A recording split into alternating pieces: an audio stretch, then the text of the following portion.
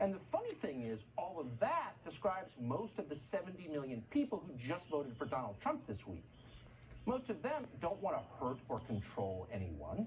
They have no interest in silencing the opposition on Facebook or anywhere else. They just want to live their lives in the country they were born in, and it doesn't seem like a lot to ask. So by any traditional definition, they are liberal that way, though our language has become so politicized and so distorted that you would never know it. What you do know for certain is that the people behind Joe Biden are not like that at all. They don't believe in dissent. You think one thing, I think another, that's okay. No, that's not them at all. They demand obedience. Diversity, which is to say legitimate differences between people, is the last thing they want. Diversity? It's a cruel joke. They must mean it ironically. These people seek absolute sameness, total uniformity. You're happy with your corner coffee shop.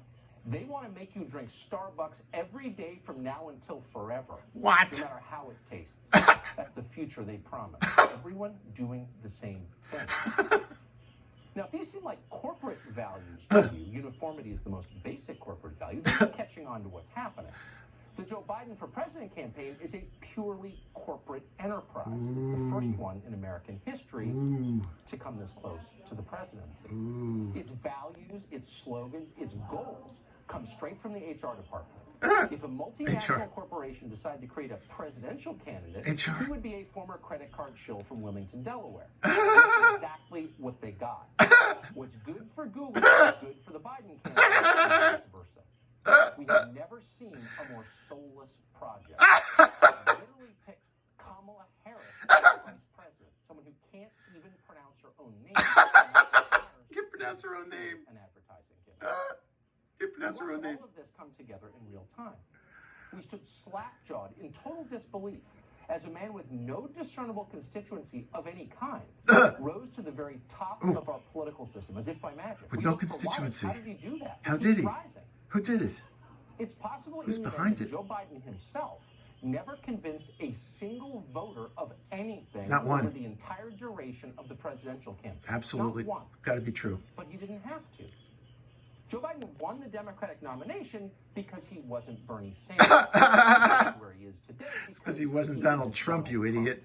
That is the entire story. It's the shortest political book ever written. The dumbest. Now, what do you think of Donald Trump and Bernie Sanders? They did it the traditional way. Yeah. Each one of them had the support of actual voters. Oh. Living, breathing people. Nobody supported Biden. Nobody. No live people. Only dead people. In them. And by the way, agreed with their ideas, which they articulated clearly.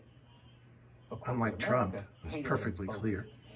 They couldn't be controlled. Particularly Donald Trump. His complete unwillingness to submit made him the greatest possible threat. And that's why they hate Donald Wouldn't submit Trump. to humanity. That's the reason. Because he won't obey. We won't obey the general rules of civilization. May be winning.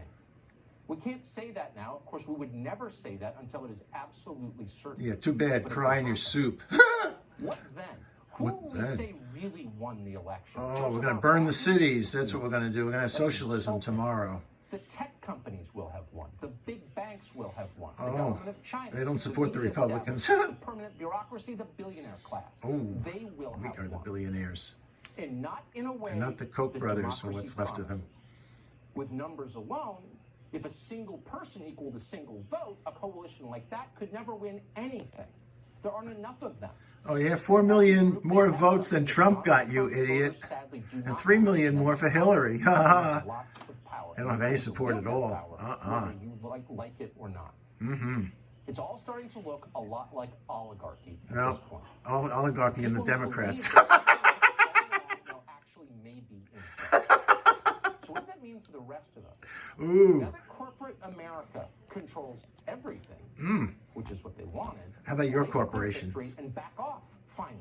Can we speak freely again? Will they take the boot from our necks? Can Which we get boot? America back? What's the boot on your Now neck, that you the moron? great orange emergency has You're here passed, lying through your will teeth. the Nobody's mandatory stopping you. mining orders finally be lifted? Those are the questions we'll be paying attention to since we plan to stay in this country. And one other thing. Oh, run away. at it, who's excited to greet our new corporate overlords? Ooh, corporate Who overlords. plans to collaborate, particularly who on the right side? The Republican side. Oh. The side that said it was defending. Oh, now they can't work with Democrats. They'll be working with the overlords. That seems worth keeping track of, just What is, so we know this is who we're disgusting. dealing with here. Ned Ryan is the CEO of American Majority. He does keep track. I can't watch any more than this. This is enough. This is hilarious. What a moron. Does anybody actually believe what this guy is saying? We don't know